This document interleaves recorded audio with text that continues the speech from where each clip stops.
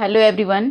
जैसे कि आप यहाँ देख रहे हो, एक ग्लास है जिसके अंदर हमने पानी लिया है और इसके अंदर एक पेंसिल आपको दिख रहा है। ठीक है, तो यू आर थिंकिंग दैट कि मैं क्या दिखाना चाह रही हूँ। तो बच्चों, मैं ये दिखाना चाह रही हूँ कि जो आपको ये पेंसिल है ना, एक कैसा दिख रहा है। ये देखो, पेंसिल आपको ऐसा नहीं लग रहा है देखकर, दो पार्ट में डिवाइडेड है ना। एक पार्ट आपको यहाँ से ऐसे दिख रहा है कि ये पार्ट जो है यहाँ से यहाँ तक आया है और फिर यहाँ से ब्रेक हो गया है। तो आपको ऐसा लग रहा है पेंसिल, दो पेंसिल हमने डाला हुआ है या इसको ब्रेक करके डाला हुआ है, तोड़ करके डाला हुआ है, बट ऐसा नहीं है। देखो, इसमें से जब मैं पेंसिल निकालूंगी तो it is a single pencil only.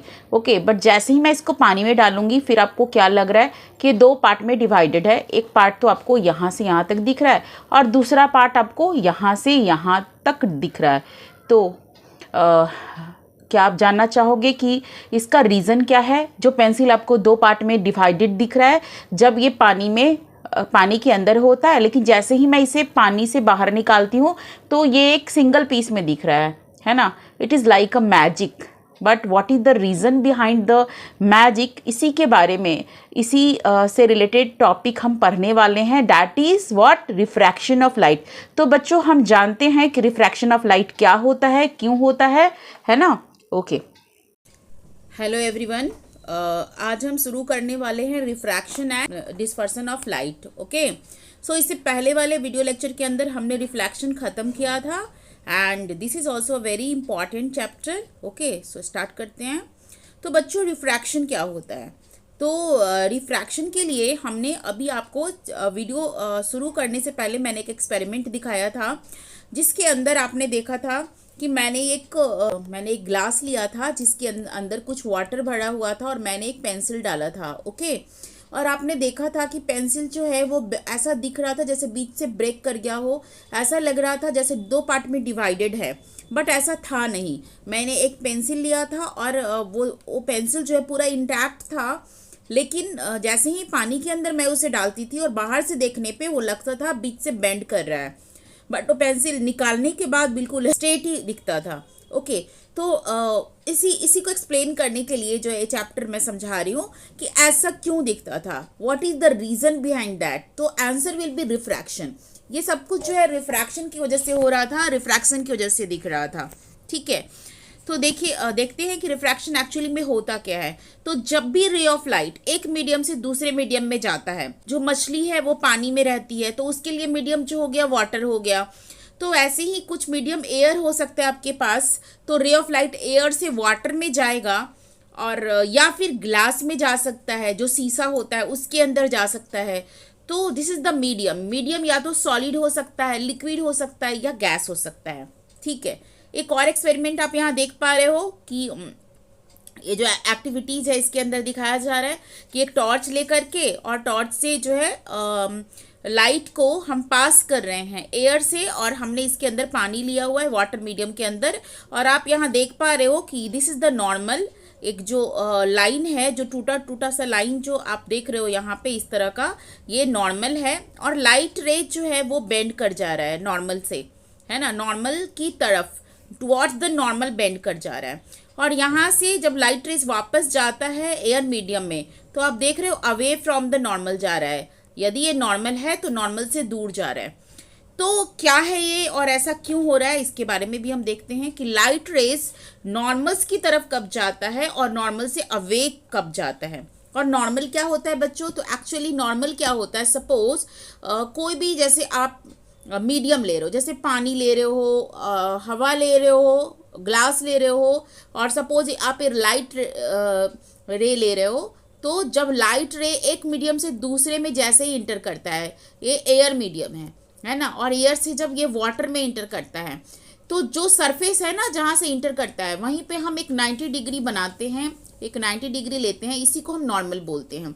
यदि ये रे ऑफ लाइट यदि सीधा चला जाता है, जब सीधा जैसे आया वैसे ही वापस निकल गया, ऐसा कब होगा? जब दोनों मीडियम सेम होगा। लेकिन एक मीडियम यदि एयर है और दूसरा वाटर है और रे ऑफ लाइट एयर से वाटर की तरफ आ रहा है तो टुवर्ड्स द नॉर्मल की तरफ मुड़ जाएगा। ठीक है, या समटाइम जब वाटर से एयर में जा रहा है, सपोज ये रे ऑफ लाइट ऐसे जाता, मीन्स यदि वाटर इधर हो, वाटर ऊपर हो और एयर नीचे हो, और रे ऑफ लाइट कहाँ से आ रहा है, वाटर से आ रहा है एयर में, तो ये वाटर से एयर में आता तो नॉर्मल से क्या होता, नॉर्मल से दूर जाता है ना, अवे फ्रॉम द नॉर्मल।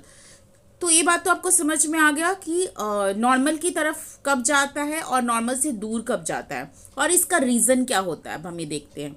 ठीक है, तो अब यहाँ देखो क्या लिखा है, you will notice that as the light enter the water it bend at the surface. जब आप देखोगे कि लाइट जब वाटर की तरफ जाएगा, वाटर में इंटर करेगा तो बेंड कर जाएगा towards the normal. This bending of light as it passes from one medium to another is called refraction. तो बच्चों रिफ्रैक्शन होता क्या है एक्चुअली, तो ये लाइट का जो बेंडिंग हो रहा है ना, जब लाइट एक मीडियम से दूसरे मीडियम में जाता है और लाइट बेंड कर जाता है, किधर बेंड करेगा, यदि या तो टुवर्ड्स द नॉर्मल बेंड करेगा और या फिर away from the normal bend करेगा, इसी को हम रिफ्रैक्शन बोलते हैं। Light enter from air to water it bend toward the normal, है ना, टुवर्ड्स द नॉर्मल बेंड कर रहा है, बट ये जरूरी नहीं कि हमेशा ये toward the normal he bend करे, अवे फ्रॉम द नॉर्मल भी जा सकता है। ठीक है, अब दूसरा जो एक्सपेरिमेंट था उसमें क्या था, keep a mirror at the bottom of the beaker. एक बीकर आपको लेना है और इसके बीकर के बॉटम में आपको एक मिरर रखना है और लाइट का पाथवे को ऑब्जर्व करो कि क्या होता है, और इसको इसके अंदर पानी लेना है, emerges from the water into the air. जब यहाँ से आप देख रहे हो कि लाइट आ रहा है और फिर यहाँ से बाहर निकल रहा है, you will notice that as the light goes from the water to air. जब आप देखोगे कि लाइट, जब ये वाटर है, ये क्या है, वाटर है, और ये वाटर से जब एयर में जा रहा है तो ये नॉर्मल है, तो अवे फ्रॉम द नॉर्मल, ये इस पाथवे पे नहीं जाएगा, नॉर्मल से दूर होकर के जाएगा, नॉर्मल से हट जाएगा, अवे फ्रॉम द नॉर्मल। तो आपको दो बातें तो समझनी होगी यहाँ तक। दो बातें क्या है, ये दो बातें ये है कि या तो लाइट रे जो है नॉर्मल की तरफ जाएगा या तो अवे फ्रॉम द नॉर्मल जाएगा। नॉर्मल की तरफ लाइट रेस कब जाता है, जब एयर मीडियम से, यानी कि काइंड ऑफ रेयर मीडियम है जिसके पार्टिकल्स दूर दूर होते हैं। तो जब रेयर मीडियम से लाइट रेस डेंसर मीडियम में जाता है तो टुवर्ड्स द नॉर्मल, यानी नॉर्मल की तरफ मुड़ जाएगा। लेकिन जैसे ही लाइट रेस डेंसर मीडियम से रेयर मीडियम में जाता है तो अवे फ्रॉम द नॉर्मल से दूर चला जाएगा। अब बच्चों एक सवाल आपके मन में आ रहा होगा कि ये डेंसर मीडियम क्या होता है, डेंसर मीडियम क्या होता है, ठीक है, और ये रेयर मीडियम क्या होता है। तो बच्चों डेंसर मीडियम बेसिकली आपका वाटर हो सकता है यानी लिक्विड, या फिर कोई सॉलिड यानी कि जैसे ग्लास हो सकता है ना, ग्लास हो सकता है, या तो वाटर हो सकता है या ग्लास हो सकता है। लेकिन रेयर मीडियम क्या होता है बच्चों, रेयर मीडियम क्या होता है, रेयर मीडियम आपको क्या होगा, एयर होगा, है ना, एयर होता है रेयर मीडियम, क्योंकि एयर के पार्टिकल्स क्या होते हैं, दूर दूर होते हैं। एयर एक गैस है, इसके पार्टिकल्स दूर दूर हो गए, इसलिए रेयर मीडियम है। और ग्लास एक डेंसर मीडियम होगा क्योंकि इसके पार्टिकल्स क्लोज होंगे एज कंपेयर टू एयर। और वाटर जो है वो भी डेंसर मीडियम है लेकिन क्योंकि इसके पार्टिकल्स भी क्लोज होगा, लेकिन ग्लास के पार्टिकल्स ज़्यादा क्लोज होंगे क्योंकि वो सॉलिड है, और ग्लास ये वाटर एक लिक्विड है तो उसके particles as compare to glass थोड़े दूर दूर होंगे। ठीक है, तो light travel at lower speed. अब स्पीड की बात कर लेते हैं। तो ग्लास और वाटर में लाइट का स्पीड क्या होता है बच्चों, कम हो जाता है एज कंपेयर टू एयर, क्योंकि एयर के पार्टिकल्स दूर दूर होते हैं, इसलिए स्पीड ऑफ लाइट क्या होगा, एयर में ज़्यादा होगा, है ना, स्पीड ऑफ लाइट क्या होगा, ज़्यादा होगा as compare to glass and water में स्पीड ऑफ लाइट क्या होगा, कम होगा। ये बात आपको याद करना है।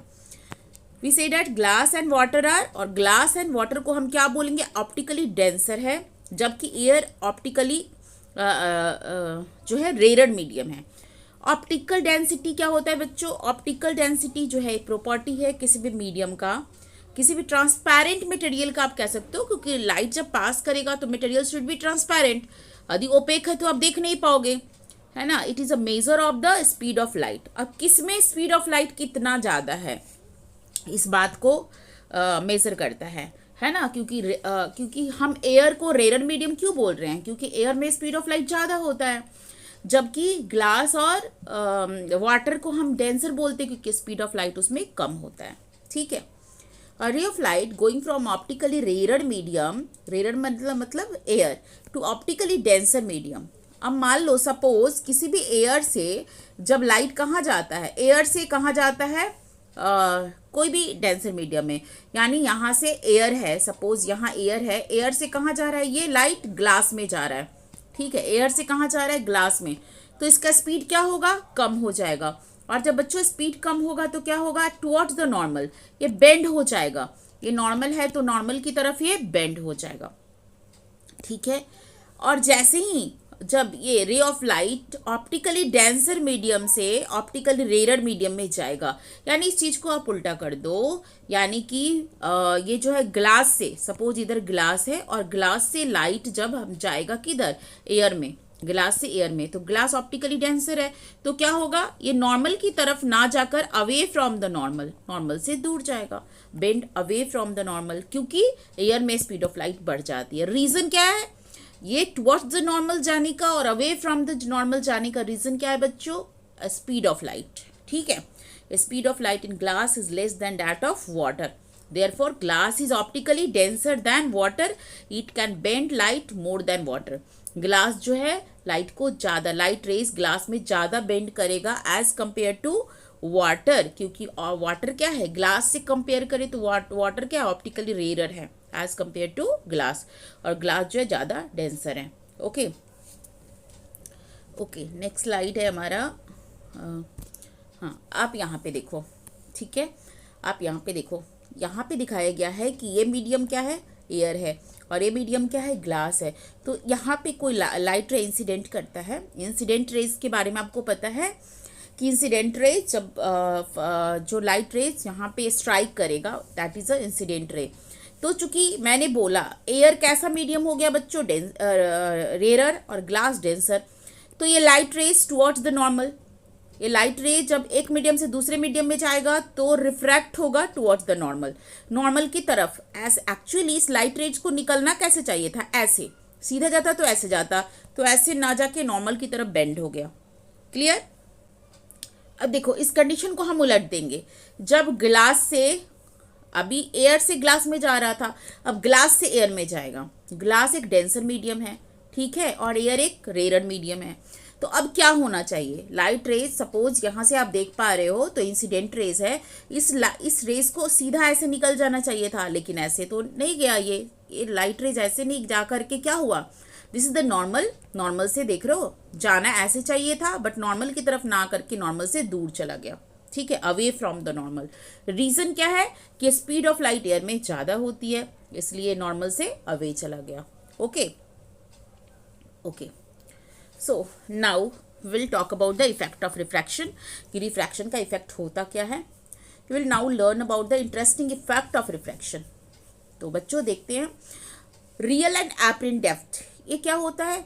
अच्छा, रियल एंड एपरेंट डेप्थ की बात करें तो आप कभी नदी वदी में गए हो जहाँ पे सीढ़ियाँ होती हैं, जो स्टेयर्स होता है, एक्चुअली जब आप ऊपर यहाँ पे खड़े हो, है ना, आप यहाँ पे सपोज खड़े हो और ये नदी है ना, यहाँ पे स्टेयर्स आपको यहाँ पे दिखेगा, लगता है कि स्टेयर्स यहाँ पे है, ठीक है, बट जैसे ही आप अपने पैर को नीचे रखोगे स्टेयर्स वहाँ पे ना होकर के उससे ज़्यादा नीचे होता है, यहाँ पे होता है ना, दिख कहाँ रहा था, ऊपर है, कहाँ नीचे। उस तरह से जब भी कोई फिशरमैन होता है, सपोज ये फिशरमैन यहाँ बैठा, इसको फिश जो है यहाँ पे दिख रही है, जैसे ही अपने जाल को डालेगा ये फिश यहाँ पे ना होकर के यहाँ पे होगी, उससे नीचे होगी, तो दिख रहा है, that is the apparent depth. जहाँ पे दिखता है वो वहाँ पे होता नहीं, एपरेंट मतलब वो दिखता वहाँ है ना, बट रियल डेप्थ कुछ और है, रियल में वहाँ पे वो है नहीं, जो रियल है उससे अलग दिखेगा।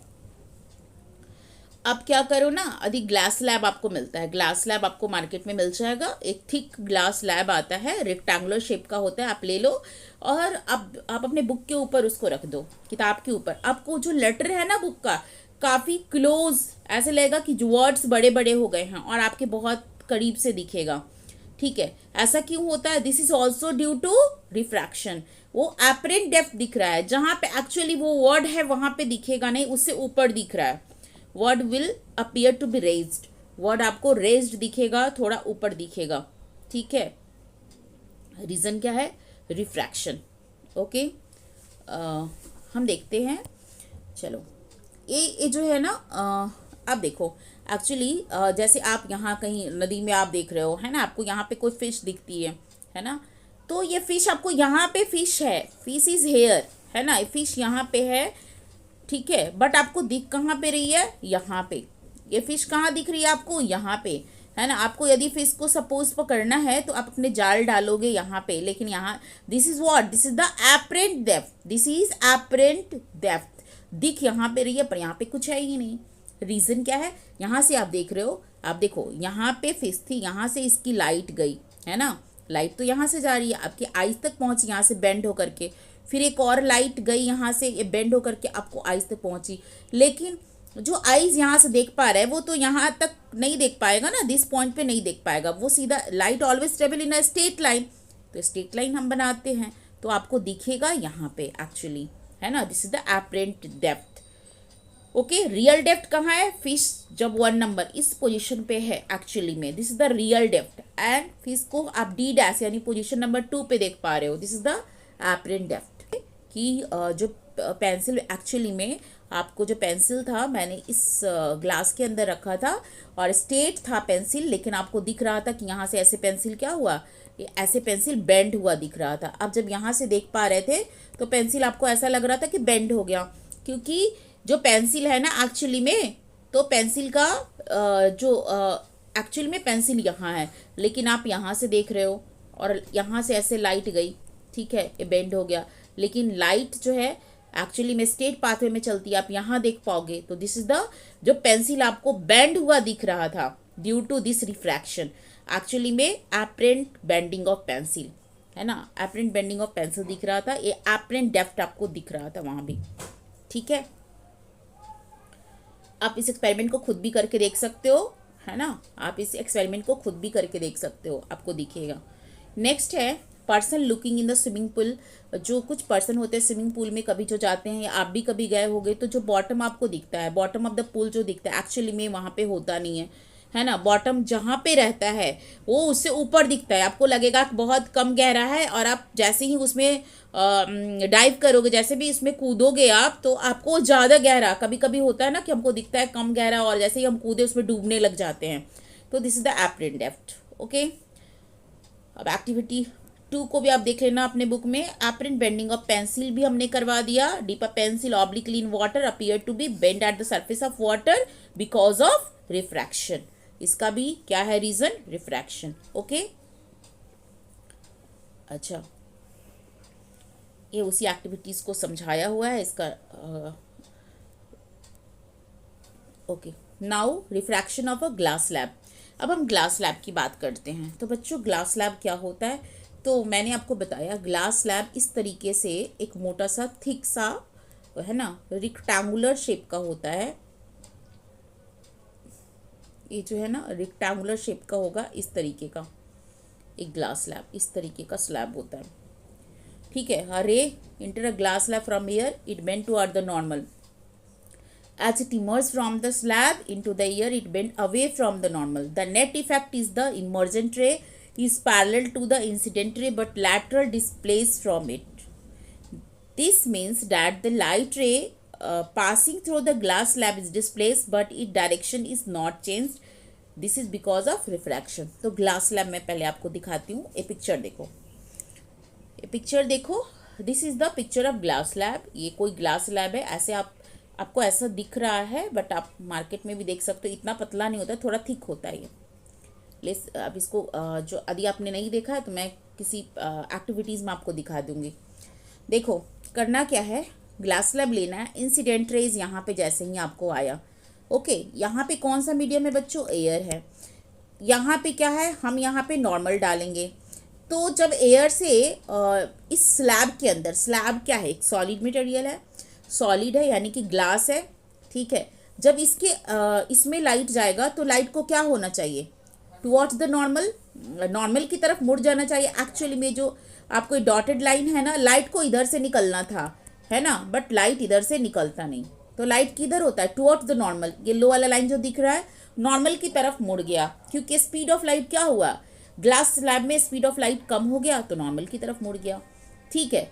अब जब ये अब ग्लास के अंदर लाइट है, ये लो वाला लाइट ग्लास के अंदर है, इसको बाहर निकलना है, और बाहर का मीडियम फिर से क्या है, एयर है, जो कि एक रेयर मीडियम है। हम यहाँ पे नॉर्मल हमने डाल लिया, तो अब बताओ, जब ये सॉलिड से गैस में आएगा तो टुवर्ड्स द नॉर्मल जाएगा, अवे फ्रॉम द नॉर्मल जाएगा?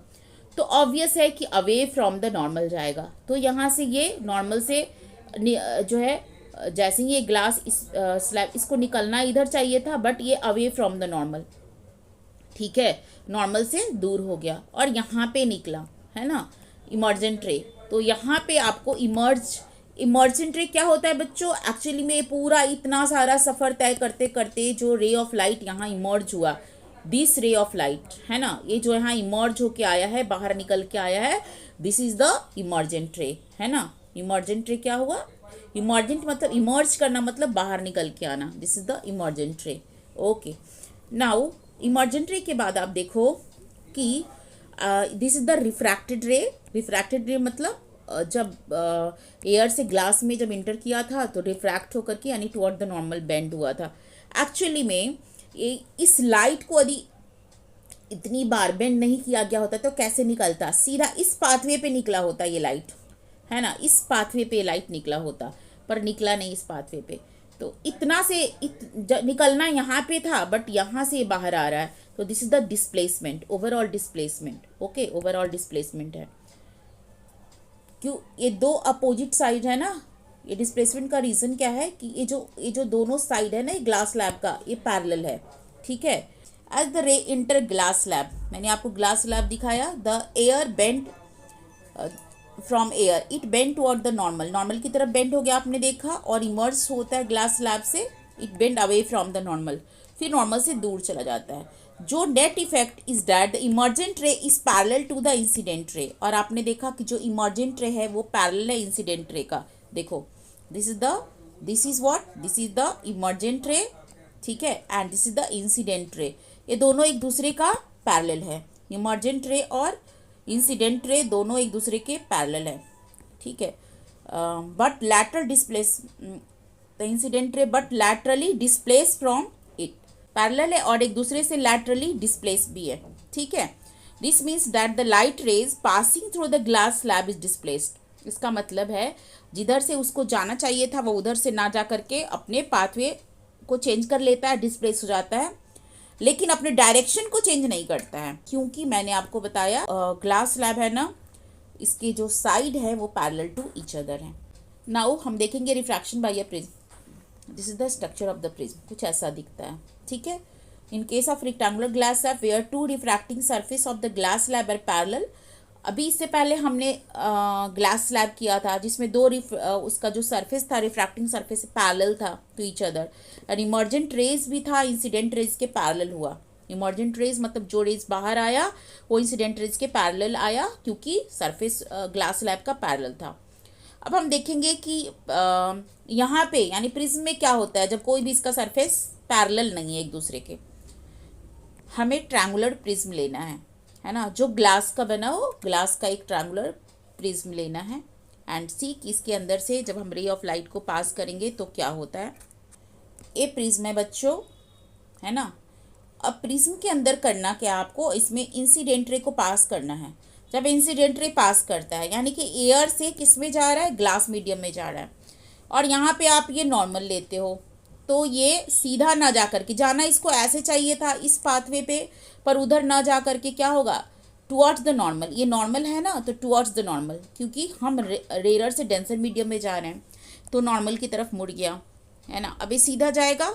अब जैसे ही ये ग्लास से फिर बाहर एयर मीडियम में आएगा, एयर मीडियम के अंदर आता है और ये नॉर्मल है, तो क्या होगा, away from the normal. Normal से देखो अवे जा रहा है, ये नॉर्मल है तो नॉर्मल से अवे, है ना। तो ज़्यादा इंसिडेंट रे जाता इधर से है, इंसिडेंट रे जो है जाता इधर से, और यहाँ से इमर्जेंट रे बाहर निकलता है यहाँ से, ठीक है। यानी यदि ऐसे नहीं जाता तो ये सीधा जाता, ठीक है, और ये इमर्जेंट ऐसे नहीं होता, ठीक है। तो ये इसको हम पीछे बैक की तरफ थोड़ा सा बढ़ाएंगे, और इसके बीच का जो एंगल है ना, this is the angle of deviation, means इतना एंगल से जो है हमारा रे जो है डेविएट कर गया, है ना, इतना एंगल से हमारा रे जो है डेविएट कर गया। ओके, यहाँ पे आप देख रहे हो कि इंसिडेंट रे और emergent ray parallel to each other नहीं है, जबकि ग्लास स्लैब के अंदर इंसिडेंट रे और इमर्जेंट रे दोनों पैरेलल था। Emergent ray is deviated from the direction of the incident रे by the angle of deviation. और आपने देखा कि इमर्जेंट रे और जो इंसिडेंट रे जो था वो एंगल ऑफ डेविएशन से एक दूसरे से अलग हो जाता है, जो फिगर में अभी मैंने आपको 17.6 फिगर में दिखाया। इसी के साथ ये टॉपिक मैं एंड करती हूँ। Thank you.